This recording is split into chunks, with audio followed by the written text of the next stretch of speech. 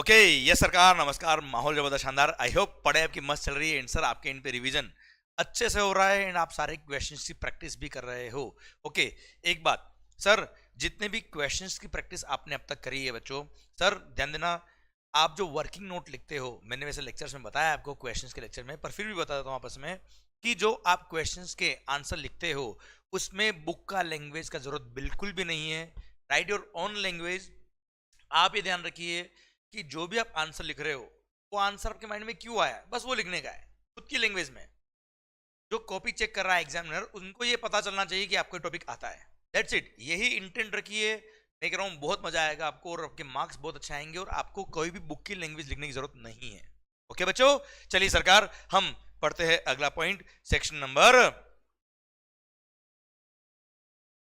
Okay, आइए sir, section number 9 sub section number 5। आइए बच्चों सर शुरू करते हैं हम। क्या sir, electronic commerce operator, section number 9 sub section 5 हमने ऑलरेडी बात करी हुई है। सेक्शन नंबर 9 सब सेक्शन 5 के रिगार्डिंग जब स्टार्टिंग मैंने करी थी तब सर एग्जांपल मैंने दिया था आपको ओला, उबर, स्विगी, जोमेटो का। सरकार सेक्शन नंबर 9 सब सेक्शन 5 ये रहा सर सेक्शन। गवर्नमेंट के पास पावर है, सेंट्रल गवर्नमेंट के पास पावर है that on the recommendation of the GST Council they can notify certain services, they can notify certain services। Clear, goods नहीं। Section number 95 में केवल और केवल सर्विसेज ही कवर है, गुड्स कवर नहीं है, हम ऑलरेडी बात कर चुके हैं। अब sir section number 9 sub section 5 में नोटिफाइड सर्विसेज कौन कौन सी वो लिस्ट हम पढ़ेंगे, पर गवर्नमेंट के पास पावर है कि वो चाहे तो सर्विसेज को नोटिफाई करके बता सकते हैं कि इन सर्विसेज को अगर आपने इलेक्ट्रॉनिक कॉमर्स ऑपरेटर के थ्रू सप्लाई करा है, if those services are supplied through electronic commerce operator, तो ऐसे केस में उन सर्विसेज के लिए ECO will be treated as if ECO is the supplier of such services और सारे provisions of the act will apply on the ECO only. Sir example के लिए मैंने बताया था आपको, यशवंत मंगल का रेस्टोरेंट है, यशवंत मंगल इज द सप्लायर। वो खाना बना के बेचता है, सैंडविच बना के बेचता है थ्रू स्विगी। आप कस्टमर हो, आपने सैंडविच ऑर्डर किया थ्रू स्विगी। अब आपने जो सैंडविच ऑर्डर किया है, you are the customer, I am the supplier, और बीच में प्लेटफॉर्म कौन है, ECO। और वहां पर ECO केवल एक बीच में प्लेटफॉर्म है, वो एक्चुअल सप्लायर नहीं है, पर for the purpose of GST ECO Swiggy को मान लिया जाएगा as if Swiggy is the supplier of such services and all the provisions of the act will apply on Swiggy. इसलिए सर इसको फॉरवर्ड चार्ज मैकेनिज्म बोला जाता है, रिवर्स चार्ज मैकेनिज्म नहीं बोलते हैं। सर रेसिपिएंट लायबल होता तो उसको रिवर्स चार्ज बोलते हैं, ये फॉरवर्ड चार्ज मैकेनिज्म है। ओके बच्चों, अब सवाल आता है क्या, वो कौन कौन सी सर्विसेज नोटिफाइड है under section number 9 sub section number 5। Clear. अच्छा एक बात और, जहां पे इलेक्ट्रॉनिक कॉमर्स ऑपरेटर को नोटिफाई कर दिया इन 5 सर्विस, कुछ सर्विसेज के लिए 5 सर्विसेज है, क्लियर, वहां पे ECO को बोल दिया कि ECO अगर आपका फिजिकल प्रेजेंस इंडिया में है तो आप लायबल हो ही हो। आपका फिजिकल प्रेजेंस अगर इंडिया में नहीं भी है, ये रहा देखो, अगर टैक्सेबल टेरिटरी में लोकेटेड है ECO तो वही लायबल है, और अगर टैक्सेबल टेरिटरी में नहीं है तो सर जो पर्सन ECO को रिप्रेजेंट कर रहा है इंडिया के अंदर वो टैक्स पे करेगा। और सर अगर मान लो ECO आउट ऑफ इंडिया का है और सर उसका न तो फिजिकल प्रेजेंस इंडिया में है, नहीं उसका कोई रिप्रेजेंटेटिव इंडिया में है, तो भी they will have to appoint a person in India who will pay tax on their behalf. मतलब टैक्स तो आपको ही पे करना पड़ेगा। क्लियर। सर ध्यान देना, ECO को बोल दिया तुम लायबल हो, और हाँ तुम ही लायबल हो, और हाँ तुम ही लायबल हो, बात खत्म, चॉइस नहीं है। क्लियर। अब वो 5 सर्विसेज कौन कौन सी है देखिए। फर्स्ट सर्विस कौन सी है sir, sir transportation, Ola, Uber. The first service is transport of passengers by radio taxi, motor cab, maxi cab, motorcycle, sir जिसके अंदर रैपिडो भी आता है, और any other motor vehicle except omnibus. Omnibus के बारे में सर पॉइंट नंबर 2 हम पढ़ेंगे तब बात करता हूं। तो सर ओमनीबस छोड़ के बाकी जितने भी मोटर व्हीकल सब इसमें कवर हो गए कुल। क्लियर। अगर ट्रांसपोर्ट ऑफ पैसेंजर किया है तो ऐसे केस में sir Swiggy, Ola, Uber liable होंगे। के सर वो टैक्सी ड्राइवर जो एक्चुअल सर्विस सप्लायर है वो लायबल नहीं है। अब sir second, transport of passenger by omnibus. अब ओमनीबस पहले मैं समझाता हूं ओमनीबस क्या होता है बच्चों। Sir omnibus means any motor vehicle which is constructed और adapted to carry more than 6 passengers excluding driver. मतलब ड्राइवर मिला तो मोर देन 7, और मोर देन 7 मतलब मिनिमम 8, या लिखिए आप मिनिमम 8 पर्सन्स, मिनिमम 8 पर्सन्स की कैपेसिटी वाला व्हीकल जो होता है उसको बोलते हैं क्या, ओमनीबस। और अगर वो ओमनीबस है तो ऐसे केस में बोल दिया गया है क्या कि ओमनीबस के थ्रू अगर आप ट्रांसपोर्ट ऑफ पैसेंजर कर रहे हो और अगर उसका बुकिंग जो किया है वो ईसीओ के थ्रू किया है, तो ऐसे केस में अगर सर्विस सप्लायर जिसकी ओमनीबस है खुद की, वो खुद अगर एक कंपनी है, बोले बेटा एक कंपनी है, तो 95 नहीं लगेगा। क्योंकि अगर कंपनी है खुद सर्विस सप्लायर तो बड़ा आदमी है, वो खुद टैक्स पे कर देगा। क्लियर। पर अगर जो सर्विस सप्लायर है, जो बस ओनर है एक तरह से, वो बस ओनर इंडिविजुअल है, ऑर्गेनाइज सेक्टर में नहीं, ऑर्गेनाइज नहीं एक तरह से सर वो, इसीलिए सर अगर उसका बुकिंग अपने ईसीओ के थ्रू बुक कराया तो ऐसे केस में 95 लगेगा, और वहां पे ECO will be treated as if ECO is the supplier of such services. Clear. Otherwise omnibus के थ्रू जो सर्विसेज दी है वहां पे 95 लगेगा। अगर ओमनीबस वाला खुद एक कंपनी है तो 95 नहीं लगेगा। That's it. ओके। फिर आता है क्या sir, providing accommodation service in hotels, in guest house, club, camp site और other commercial places meant for residential और लॉजिंग पर्पसेस, कुछ के hotel services. Where person supplying such services are no is sir, where person supplying such services through ECO is liable for is not liable for registration. बेटा हाँ है ना भाई, मैं वापस बोलता था बेटा आपके लिए। ओ भाई देवेंद्र भाई, ओमनी बस मीन्स किडनैपिंग वैन नहीं हो।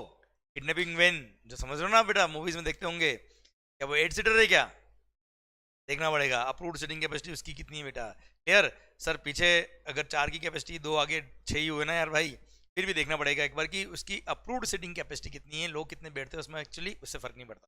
ओके गुड सरकार। तो मालिक मालिक मालिक होटल्स, होटल्स की बात कर रहा हूं मैं आपसे बेटा। होटल अकोमोडेशन सर्विसेज जैसे tripadvisor.com, goibo.com, मेकमाईट्रिप.com, उसके थ्रू अगर आपने होटल बुक कराया है सर, ओयो रूम्स है ना भाई, तो सर ऐसे केस में OYO will be liable, Goibibo will be liable, Tripadvisor will be liable. पर अगर होटल वाला खुद जीएसटी के लिए रजिस्टर्ड है, इफ होटल वाला खुद इज लायबल फॉर रजिस्ट्रेशन, तो ऐसे केस में 95 नहीं लगाएंगे। मतलब आपका कोई इंडिविजुअल फ्लैट है बेटा जो आपने ओयो पे लिस्ट कर रखा है। क्लियर। तो सर ऐसे केस में अगर आप जीएसटी में रजिस्टर्ड नहीं हो और ओयो के थ्रू किसने आपका रूम बुक किया है, तो ऐसे केस में वहां पे 95 लगेगा और ओयो लायबल होगा। पर आप खुद अगर जीएसटी में रजिस्टर्ड हो, तो बड़ा होटल है जो खुद जीएसटी में रजिस्टर्ड है या लायबल फॉर रजिस्ट्रेशन है, तो ऐसे केस में भले ओयो के थ्रू बुक किया हो 95 नहीं लगेगा। Same is the case with the housekeeping services also. Housekeeping service में भी सेम पॉइंट लिखा हुआ है कि अगर हाउसकीपिंग सर्विस देने वाला जैसे प्लम्बर, कारपेंटर एटसेट्रा, वो खुद अगर जीएसटी में रजिस्टर्ड है या लायबल फॉर रजिस्ट्रेशन है, तो वो खुद टैक्स पे करेगा, वो लायबल फॉर रजिस्ट्रेशन नहीं है। और आपने बुकिंग कराया थ्रू urbanclub.com, urbancompany.com या zimba.com एटसेट्रा, तो ऐसे केस में सर 95 लगेगा। क्लियर। वो खुद लायबल फॉर रजिस्ट्रेशन नहीं है, खुद प्लम्बर कारपेंटर, तो ओके डन। तो ये सर्विस हो गई नंबर 4। अब आ रहा है क्या, रेस्टोरेंट सर्विसेज, स्विगी जोमेटो, जिसके बारे में हम ऑलरेडी बात कर चुके हैं। पर यहाँ पे एक एक्सेप्शन है, अगर वो रेस्टोरेंट ऐसे किसी होटल प्रीमाइसेस में लोकेटेड है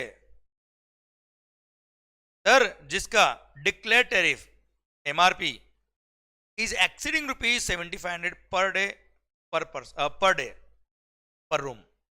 क्लियर सर, मतलब 7501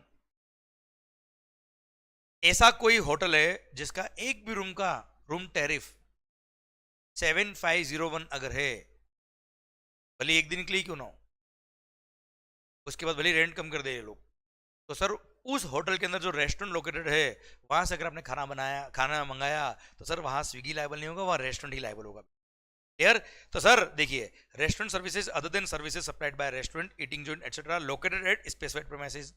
स्पेसिफाइड प्रीमाइसेस का मतलब means premises providing hotel accommodation services having declared tariff of any unit of accommodation above ₹7500 per unit per day or equivalent, तो ऐसे केस में 95 नहीं लगेगा।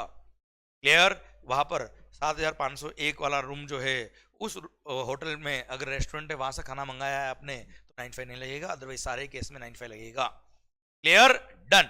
ये 5 सर्विसेज है जहां पे क्या लगता है 95, और जहां 95 लगता है वहां पर ईसीयू लायबल होगा। क्लियर? रेडियो टैक्सी का मतलब क्या होता है? AC taxi which is in two way communication with the centralised office through GPS और जीपीआरएस। क्लियर?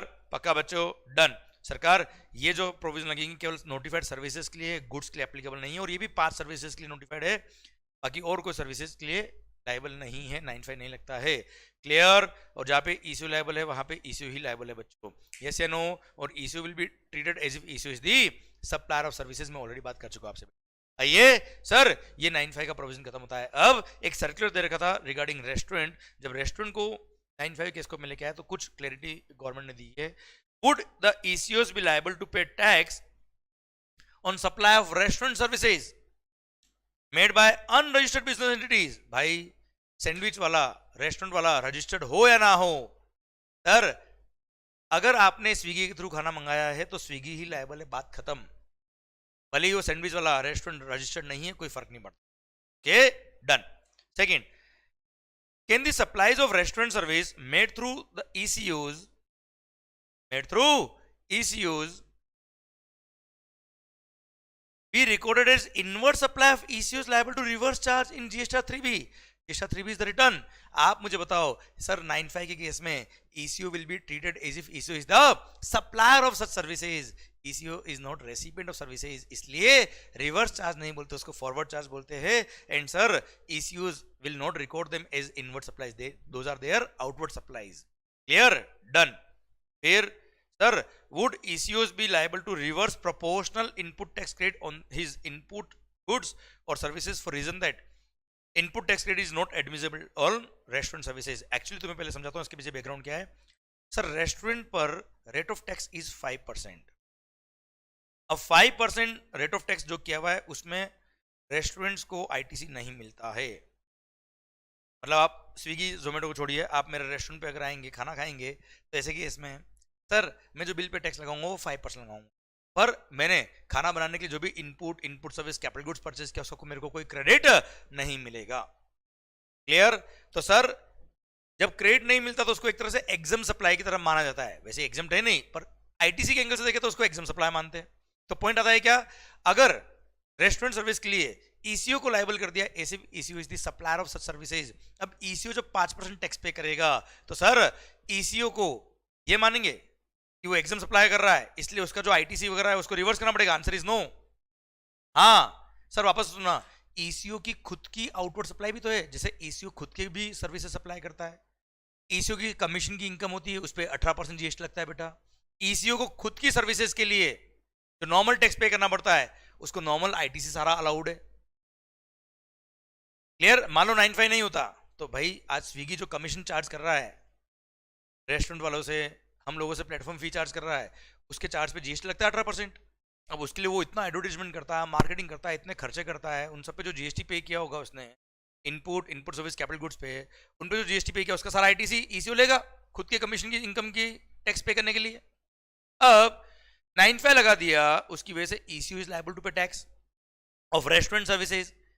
तो क्या वो सारे इनपुट सर्विस कैपिटल गुड्स जो खुद के बिजनेस के लिए काम आ रहे थे, क्या ये कहेंगे कि वो सारे इनपुट वगैरह जो थे वो रेस्टोरेंट की सब्जी बनाने में काम आ रहे थे? Answer is no.